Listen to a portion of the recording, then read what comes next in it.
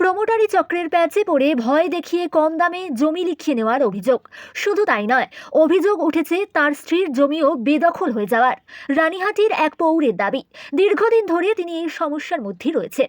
অভিযোগের প্রতিকার চেয়ে এবার সরাসরি মুখ্যমন্ত্রীর কাছে অভিযোগ জানালেন তিনি। তার অভিযোগ, প্রমোটারি চক্রের চাপ ও ভয়ের কারণে নিজের জমি কম দামে বিক্রি করতে বাধ্য করা হয়েছে তাকে। পাশাপাশি তার স্ত্রীর জমিও বেদখল করা হয়েছে বলে দাবি। এই ঘটনার সুষ্ঠু তদন্ত এবং জমি ফিরে পাওয়ার আশায় প্রশাসনের দ্বারস্থ হয়েছেন রানীহাটির ওই পৌর। বক্তব্যের দায়ভার বক্তার নিজস্ব। রানীহাটি মৌজা পাঁচলা থানা 1100, আমার মৌজার দাগ নম্বর হচ্ছে 1156, 1157।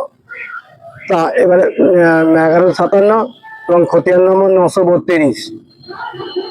ওই জমিতে ওর সাথে আমার স্ত্রীর 2 কাঠা জমি আছে।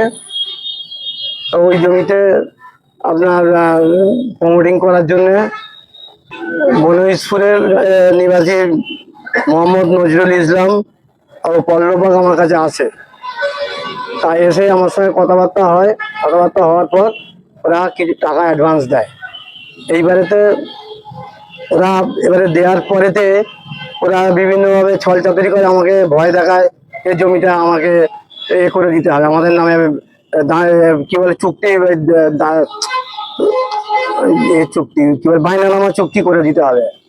তা আমি রাজি হইনি। তা আমাকে একদিন রাত্রি সন্ধ্যা 8টা, 8:30টার সময় এসে আমাকে মানে কানে কাছে বন্দুক ঠেকিয়ে, গলায় ছুরি ঠেকিয়ে আমার কাছে জোর জবরদস্তি করে আমাকে বায়না করায়। আমাকে মানে যে জমি 25 লক্ষ টাকা কাটা, সেই জমি 15 লক্ষ টাকা কাটায় আমাকে বায়না করায়। বায়না করাবার পর কিছুদিন পর ওদের তোকে পানি মেরে ফেলবো যদি রেজিস্ট্রি না করিস। তারপরে এবারেতে আমি আরেকজন এসে বলছে ওদের এর মধ্যেই, মানে ওদের এই গুন্ডা বাহিনীর মধ্যেই, যে এরকম তোমাকে ডেকেছে, তুমি একবার করে চলো, মানে বসে ব্যাপারটা মীমাংসা করে নেবে। চলো, সে মীমাংসা করতে গিয়ে দেখি যে সব এগুলি আসামিগুলো বসে আছে। তো এইবারেতে আমাকে মারধর করতে বলছে। এখানে একটা দলিল বের করেছে, পেন্টিং করা একদম, মানে অরিজিনাল দলিল বার করেছে। বলছে তো সই করতে হবে আর টিপ সই করতে হবে। আমি না করার ফলে আমাকে মারধর করে মাটিতে ফেলে দিয়েছে। বন্দুক ঠেকিয়ে আমাকে বলছে তো এখানে টিপ সই দে আর এখানে সই কর। তারপরে বলছে কাল কি রেজিস্ট্রি করবি না, তুই যেখানে থাকবি তুলে নিয়ে তোকে মেরে ফেলবো। জোর জবরদস্তি করে আমাকে রেজিস্ট্রিটা করিয়ে নেয় আমার জমিটুকু। এবার আমার স্ত্রীকে আর পারে, ঘরে এখানে তালা রেখেছে। তারপর এখানে বন্দুক নিয়েও এসেছিল। তা আমার স্ত্রী আর তালা খোলে না আর বেরোয় না দিনের বেলা যেহেতু। তা এখান থেকে চলে যায়, গিয়ে আমাকে ওইখানেতে 23 শতক জমি রেজিস্ট্রি করে নেয় জোর জবরদস্তি করে। ওটা হচ্ছে প্রথম হচ্ছে মোহাম্মদ নজরুল ইসলাম, বাড়ি হচ্ছে আপনার রাজকোলা বনইশ্বর কাঁটাবেড়িয়া। আর দ্বিতীয় আসামি হচ্ছে অক্ষয়বাগ পল্লববাগ বনইশ্বর পাঁচলা হাওড়া। তৃতীয় আসামি আবুল হাসান মল্লিক, পিতা মহরুম জিগরিয়া মল্লিক গাবড়িয়া। আবু বাসার মল্লিক, পিতা গুলশান মল্লিক। আবু বাক্কার মল্লিক, পিতা গুলশান মল্লিক।